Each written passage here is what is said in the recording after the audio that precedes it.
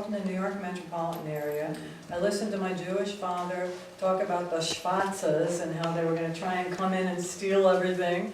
And, you know, and I recently had a black family move into my neighborhood, and even though I'm a staunch, you know, I want to be an ally, but all these things do come up.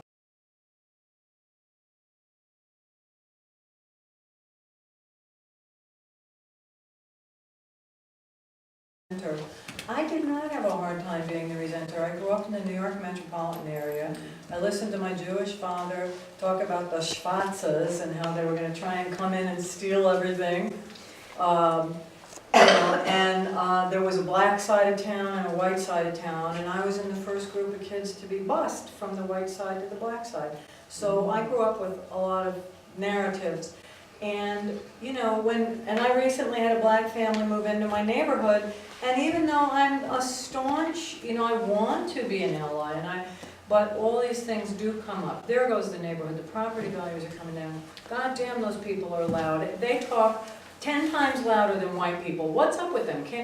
And those so you have a narrative in your head. The dogs are barking all day long. Don't they ever train their dogs? And why don't they fix the muffler on their car? So despite your commitment to racial justice, you still that is so the point is, if you want to be an ally, I think you have to be aware that you have those voices, and you have to give other people the permission to have those voices, but we don't act on them, and we, like you said, you have to breathe or whatever you do to work with it. I think she may be as uncomfortable in my neighborhood as everybody else is with her. You know, we're all really working with it. We're nice people. We're not.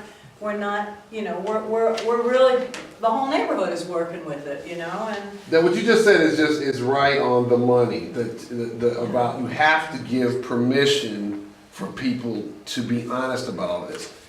But I think the important work is that we did this, and that we had this conversation, and that we identify our own unconscious biases and talk about them with other white people, so that, because the people that we want to engage are the people that are like us, who have never had a chance to talk about it. And then the conversation begins, and then we talk to our other friends, and it spreads out.